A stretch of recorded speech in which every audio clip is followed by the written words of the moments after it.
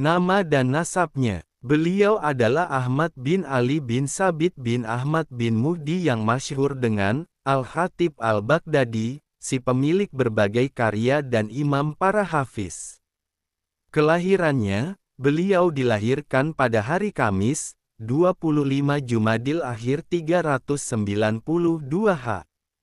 Pertumbuhannya, ayah beliau bernama Abul Hasan Khatib adalah penduduk Darzijan, sebuah desa di negeri Irak. Beliau adalah seorang yang ahli baca Al-Quran dengan bacaan Hafiz Al-Katani. Ayahnya mendorongnya untuk belajar hadits dan fikih. Oleh karenanya ia sudah belajar ketika umurnya menginjak 11 tahun.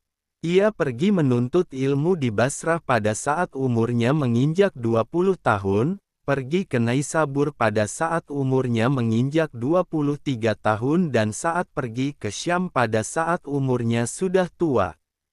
Ia juga pergi ke kota Makkah dan kota selainnya yang telah disebutkan di atas. Ia telah menulis banyak kitab, dalam hal ini ia telah melebihi teman-temannya.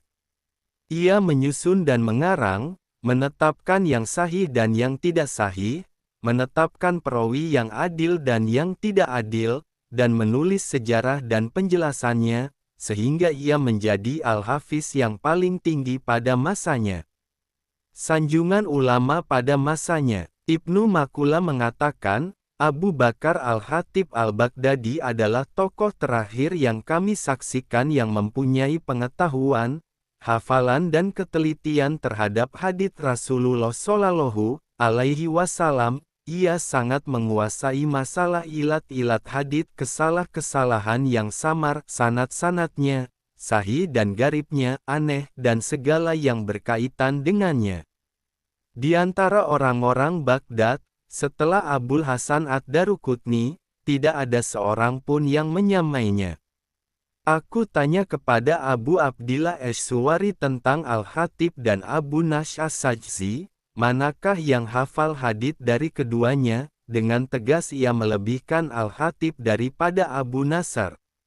Al-Mutaman As-Sajihi mengatakan, setelah Ad-Daruqutni, Baghdad tidak lagi memerlukan ulama yang hafal hadits melebihi Abu Bakar Al-Khatib. Abu Ali Al-Bardani mengatakan, barangkali Al-Khatib sendiri tidak melihat seorang pun yang menyamainya. Perjalanannya dalam menuntut ilmu. Telah disebutkan perkataan Az-Zahabi bahwa Al-Khatib mulai belajar pada saat umurnya menginjak 11 tahun. Ia pergi menuntut ilmu di Basrah saat umurnya menginjak 20 tahun, pergi ke Naisabur saat umurnya menginjak 23 tahun dan pergi ke Syam saat umurnya sudah tua. Ia juga pergi ke kota-kota selain yang telah disebutkan. Az-Zahabi juga mengatakan, di Akbara, Al-Khatib berguru kepada Al-Husain bin Muhammad Ash-Shaikh yang meriwayatkan hadits kepadanya dari Nafilah Ali bin Harb. Sementara di kota Basrah ia berguru kepada Abu Umar Al-Hashimi, guru dalam bidang hadits, Ali Al-Kashim As-Syahid, Al-Hasan bin Ali As-Saburi dan sejumlah ulama lainnya. Di Naisabur, ia berguru kepada Al-Qadi Abu Bakar Al-Hiyari, Abu Said Ash-Sairafi, Abul Qasim Abdurrahman As-Siraj, Ali bin Muhammad At-Tirazi, Al-Hafiz Abu Hazim Al-Abdawi dan sejumlah ulama yang lainnya. Di Asfahan ia berguru kepada Abul Hasan bin Abdi Qawi Abu Abdillah Al-Jamal, Muhammad bin Abdillah bin Syahriyar dan Al-Hafiz Abu Nuaim, dan di beberapa tempat lainnya.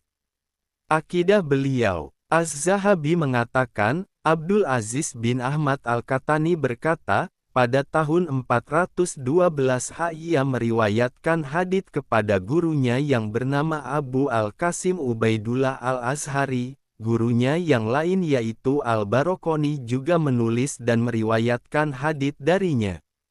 Dalam ilmu fikih, ia berguru kepada Abu At-Tayyib At-Tabari dan Abu Nasr bin Sabak. Dalam bidang akidah ia mengikuti akidah Abul Hasan Al-Asy'ari. Az-Zahabi mengatakan, apa yang dikatakan oleh Ahmad Al-Katani adalah benar, Karena mengenai sifat-sifat Allah Ta'ala, Al-Khatib sendiri telah menegaskan bahwa sifat-sifat tersebut telah kita pahami sebagaimana apa adanya tanpa menanyakan, bagaimana. Tidak diragukan lagi bahwa ini adalah mazhab Al-Asy'ari yang ia yakini sampai meninggalnya, sebagaimana juga mazhab Imam Ahmad dan semua ulama hadits dan sunnah dalam berbagai masa ibadah dan kemuliaannya. Gaits bin Ali mengatakan, Abu Al-Faraj Al-Isfarayani mengatakan kepadaku, Al-Khatib pernah haji bersama kami. Setiap hari dia menghatamkan Al-Quran dengan bacaan tartil. Setelah menghatamkannya orang-orang berkumpul padanya, sementara ia berada dalam kendaraan dan mereka berkata, riwayatkanlah hadits kepada kami. Lalu ia meriwayatkan hadits kepada mereka. Ibnu Nasir mengatakan, Abu Zakaria at-Tabrizi al-Lughawi berkata, aku memasuki Damaskus lalu aku membaca kitab-kitab sastra Arab di bawah bimbingan Al-Khatib di dalam masjid, lalu naiklah Al-Khatib kepadaku, ia berkata, aku ingin mengunjungimu di rumahmu. Kami berbincang-bincang sesaat, kemudian ia mengeluarkan secarik kertas dan berkata, hadiah adalah sunnah. Al-Khatib pergi dan aku mengamati pemberiannya itu, ternyata itu adalah uang senilai 5 dinar Mesir. Pada waktu yang lain, ia kembali naik ke atas dan meletakkan uang yang sama. Apabila ia membaca hadits di Masjid Jami Damaskus, maka suaranya terdengar sampai di akhir masjid. Dia membacanya dengan dialek Arab yang benar. Wafatnya beliau. Maki Ar-Ramli mengatakan, Al-Khatib sakit pada pertengahan bulan Ramadan 463 Kondisi kesehatannya semakin parah pada awal bulan Zulhijjah hingga beliau meninggal pada tanggal 7 Zulhijjah. Nama sebenarnya adalah Abu Bakar Muhammad Ahmad bin Ali bin Sabit, terkenal dengan nama Al-Khatib Al-Baghdadi. Ia yang menulis kitab terkenal Kitab Tarikh Baghdad. Ia lahir pada tahun 392 di Irak. Ayahnya bernama Khatib Darzanjan menyuruh anaknya memperdalam ilmu hadits sejak kecil tahun 403 Ia mengembara ke berbagai wilayah untuk memperdalam ilmu hadits. Ia menyimak hadits dari sejumlah besar kalangan muhadisin yang sikah dari berbagai wilayah seperti Baghdad, Basrah, Naisabur, Ashbahan, Dainur, Hamadan, Kufah, Haramain, Damaskus, Al-Quds dan lain-lainnya. Ia juga merantau ke Syam, Syria, pada tahun 451 dan menetap di sana selama 11 tahun. Banyak ulama yang meriwayatkan hadits darinya termasuk gurunya sendiri Ahmad Al-Bargani. Baghdad Ibnu Makula berkata, Al-Khatib adalah tokoh terkenal terakhir yang kami akui kepintarannya, hafalannya, kedabitannya tentang hadits Rasulullah Shallallahu Alaihi Wasallam, juga kelihayannya dalam mengetahui ilat-ilat dan sanad-sanadnya, serta mengetahui akan sahih, garib, ahad, mungkar atau matruknya sebuah hadits.